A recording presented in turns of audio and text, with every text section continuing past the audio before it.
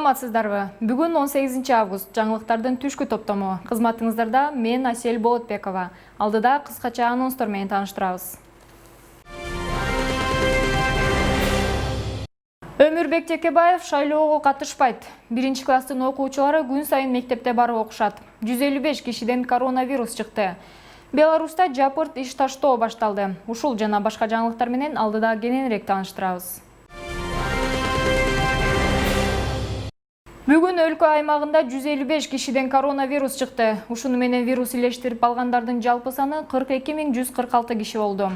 Бул тууралуу республикалык штаб кабарлады. Илдетке кабылгандардын саны Борбордо 40, Ош шаарында 11, Ош облусунда 14, Баткенде 12, Жалал Абад облусунда 24, Нарын аймагында 11, Талас жергесинде 6, Чүй өрөөнүндө 13.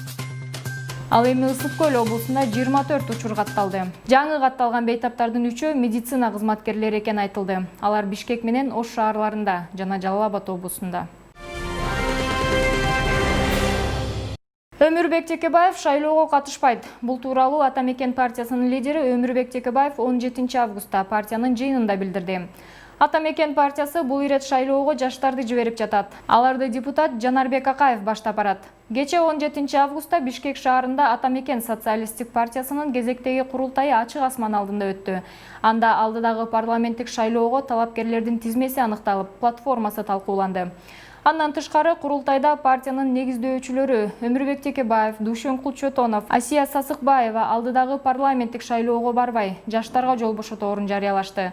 Эскерте кетсек, Жаңы Дем саясий альянсында бириккен жогорку кеңештин депутаттары Жанарбек Акаев, Рыскелди Момбеков, Наталья Никитенко, Эльвира Сурабалдиева жана ишкер Тилек Токтогазиев баштаган саясатчылар шайлоого Ата Мекен партиясынын туусу астында баратышат. Ата Мекен партиясынын түптөгөн лидерлери мен, Текебаев, Сасыкбаева, Чотонов жана башкалар жогорку кеңештин депутаттыгына быйылкы шайлоолорго катышпайбыз. Биз жаңы жаш лидерлерди алдыга чыгарабыз. Жаңы доордун негизги жүгүн ошолор тартсын. Анткени алардын заманы келди.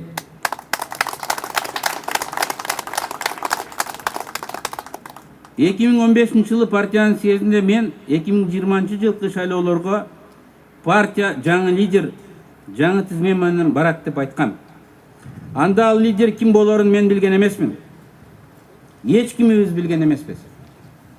Ал лидерди бүгүнкү тарыхый кырдаал аныктады. Ал Жанар Акаев.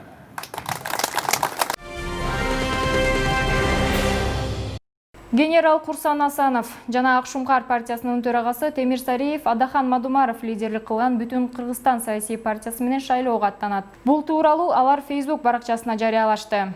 Туруп биз ушу көп маселелер боюнча көз караштарыбыз дал келет. Биз буга чейин деле бир топ сүйлөшүп жүргөнбүз. Албетте эми саясат ар түрдүү учурлар болот экен. Бирок мынакей жакын арада съезд болот. Биз ошол съездге катышып, анан буйруса шайлоого чогуу барып, алдыда чоң максаттар бар. Чогуу кылабыз, чогуу ийгиликке жетебиз деп ишенем. Кошумчалай кетсек, учурда Бүтүн Кыргызстан саясий партиясы менен 7 партия бирикти. Алар Кыргызстан коммунисттер партиясынан Исхак Масалиев, ЭРК партиясынан Турсунбай Бакир уулу, Эгемен Кыргызстан партиясынан Бектур Асанов, СССР партиясынан Ишенбай Кадырбеков, Ак Калпак партиясынан Маматаев, Улуу Көч партиясынан Момонов жана Бүткүл жаштар партиясынан Капаровтар болду. Жаңы окуу жылында 1-класстын окуучуларын кадимкидей күн сайын мектепте окутуу чечими кабыл алынды. Бул тууралуу президент Сооронбай Жээнбеков менен премьер-министр Кубатбек Бороновдун учурдагы социалдык экономикалык абалды талкуулап жаткан учурунда белгилүү болду. Өкмөт башчы эпидемиологиялык кырдаалда жүргүзүлгөн анализдин натыйжасында 1-класстардын окуучуларын мектепте окутуу тууралуу чечим кабыл алгандыгын президентке билдирди, дейт өлкө башчынын маалымат кызматынан. Белгилей кетсек, быйыл билим күнү өлкөдөгү бардык мектептер 1-класска баруучу 156 миң окуучуга эшигин ачат.